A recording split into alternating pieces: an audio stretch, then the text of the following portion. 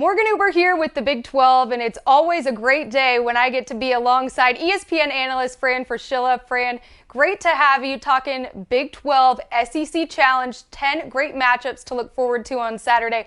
What's the best part about the challenge for you this year? Well, I think it's great first of all, the best part about the challenge is that hopefully we play all 10 games. The kids compete and we stay safe because this is an unusual season for everybody. And so far, so good as we get ready to record this. But then the best part, aside from playing the games themselves, is the idea that you can step out of conference and kind of step out of the neighborhood a little bit, where you kind of know everybody and hopefully get a quality win that helps your NCAA resume. And by the way, Morgan, this season is no different for the Big 12.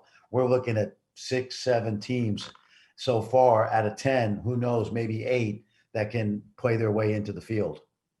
Well, Fran, you're sitting there at Allen Fieldhouse, so why don't we start with number 15 Kansas at number 18 Tennessee, a top 25 matchup. And for the Jayhawks, they've been through a bit of a rough patch. We haven't seen them play they haven't won against a ranked opponent since December 22nd. While this won't help their standings in the Big 12 either way, what can a win over number 18 Tennessee do for Kansas moving forward? Well, it definitely gives them a little momentum. Keep in mind that everybody is talking about Kansas being down, but the losses they've had are to number 1 Gonzaga, number 2 Baylor, and of course some of those teams in the Big 12 that were ranked. So I'm not too worried about Kansas, although going to Tennessee is a challenge because this is a tough, hard-nosed defensive team. Tennessee coach Rick Barnes knows Bill Self pretty well, given the 17 years he spent, coaching at Texas. So, or maybe longer than that now that I think about it. But anyway, he knows Kansas. So it'll be a fun matchup on the road. Not as tough this year because of the fan support. A limited amount of people in Thompson Bowling Arena. And I think Bill Self's team's going to bounce back nicely in this one. One thing that I've heard you say about this Kansas team is that they're struggling this season because they're not getting those easy baskets. Yes. What does this offense need to do to get forward David McCormick better looks down low in the paint? It's tricky because when we think of Kansas the last 3 or 4 years, you and I have watched them, lob dunks to Doak, Devon Dotson's great speed. And they're not that kind of team this year. Everything has to be manufactured because of Bill Self's coaching. So David McCormick's been really rock solid lately. He is scoring inside. They have to get it to him. Marcus Garrett's coming off one of his best games of the season. So listen, they have good players. There's no question about it. And Christian Brown, Ochai Agbaji, they've been through this now a couple times. Marcus Garrett is a veteran.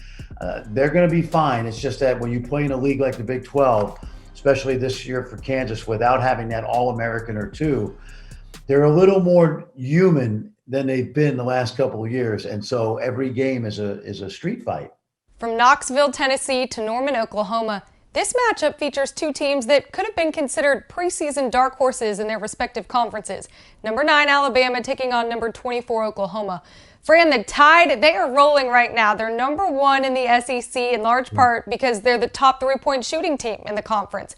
What's going to be required of Oklahoma's perimeter defense in this matchup? Well, they've become a really good defense. To your point, they've become a really good defense the last 4 or 5 games. In a weird way, the injury to Brady, or not the injury, but the COVID protocols that Brady Manick had to go through to sit out, it has made them a better defensive team. Now, they need Brady back at 100%, and I'm not sure he is just yet, but he's getting there. But putting Elijah Harkless into the Oklahoma Sooner lineup makes them really athletic and very versatile and interchangeable. They're playing an Alabama team that, yes, Morgan, a month ago they were a dark horse.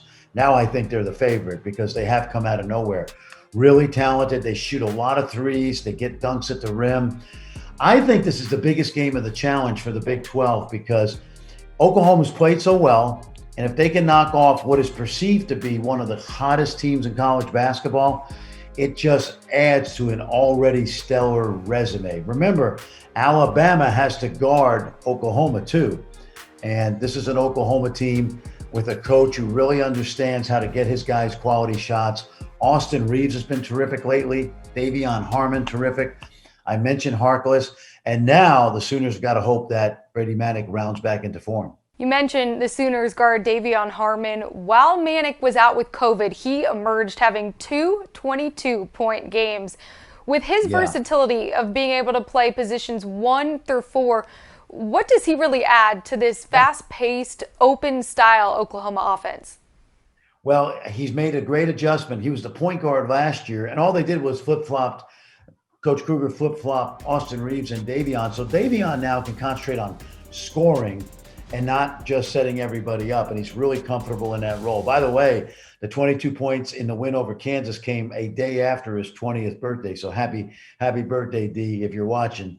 But he's got great poise. He's really improved from his freshman year. And I expect him to continue to play well down the stretch of the season. And Saturday would be another great opportunity for him against a quality team to show that maturity that we've seen in him as a sophomore.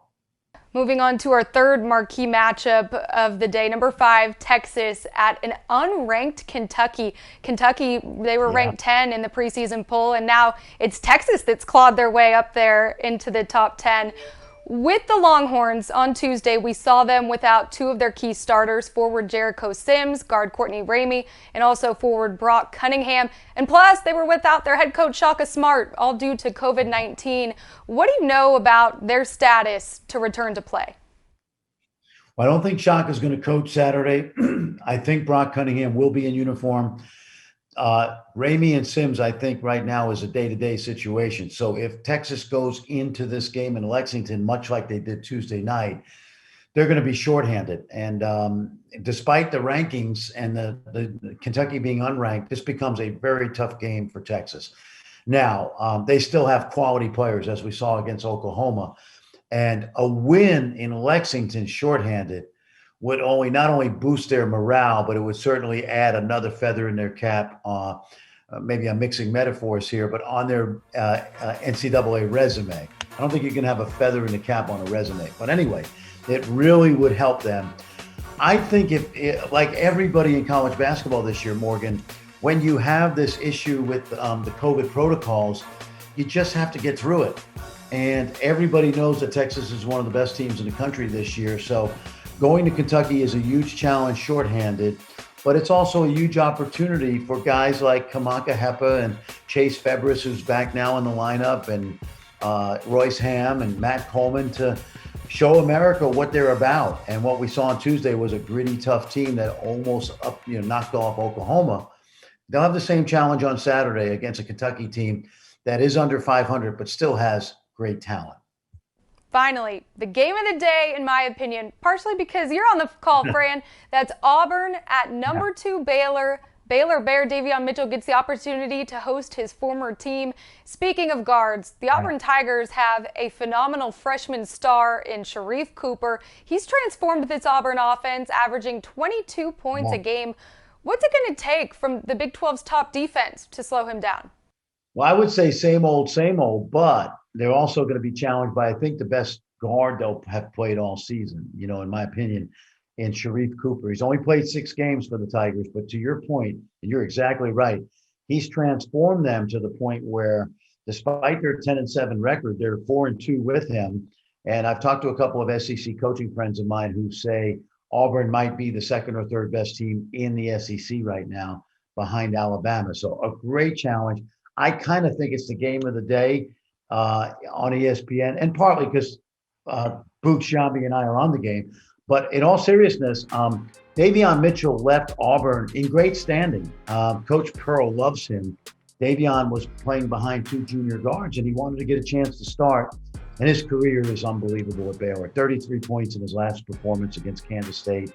There's going to be a lot of friendly competition, let's say, with Davion and his former teammates and his former coach and Sharif Cooper. So dynamic matchup, no doubt about it. I'm excited to see Sharif Cooper.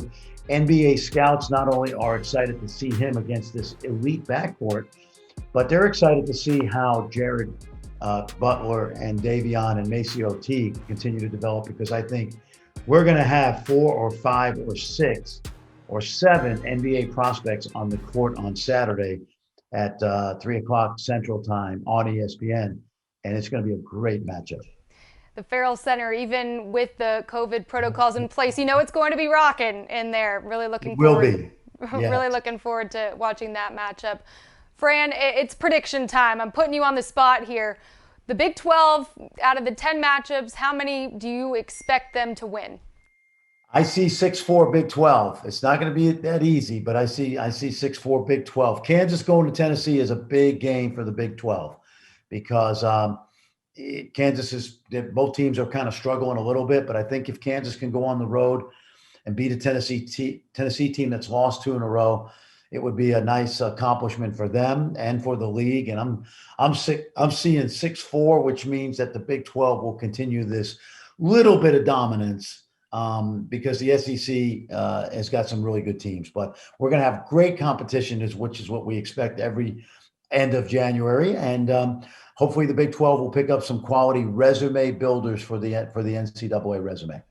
6-4. All right, we'll see what ends up happening. Would be an improvement from the 5-5 that we saw last year. The two conferences splitting the challenge. Fran, really appreciate you taking the time to join me. Great as always to catch up and talk Big 12 basketball. Always a pleasure, Morgan. Look forward to the weekend. Here's a look at the full Big 12 SEC schedule. Fran and I just hit on 4 of the matchups, but there's 6 more, 10 in total, 2 conferences in one day. We've got plenty to look forward to on Saturday.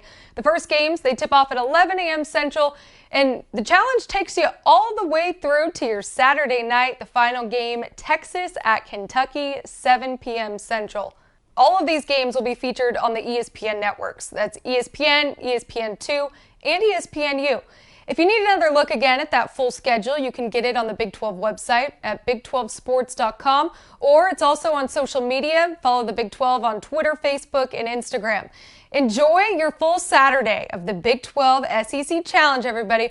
May the best conference win. For the Big 12, I'm Morgan Ubert.